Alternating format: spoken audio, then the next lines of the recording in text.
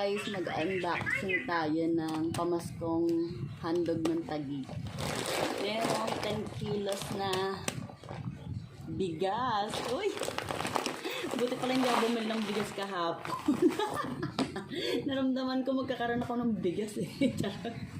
Tapos dito sa grocery, merong 1 kilo na pasta. Meron din Oreos para sa mga bagets. Sauce.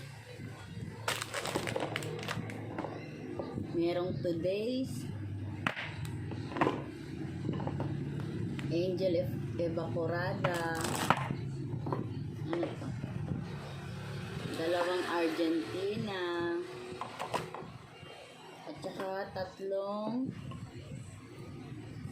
beef loaf. Ayan. Eden cheese.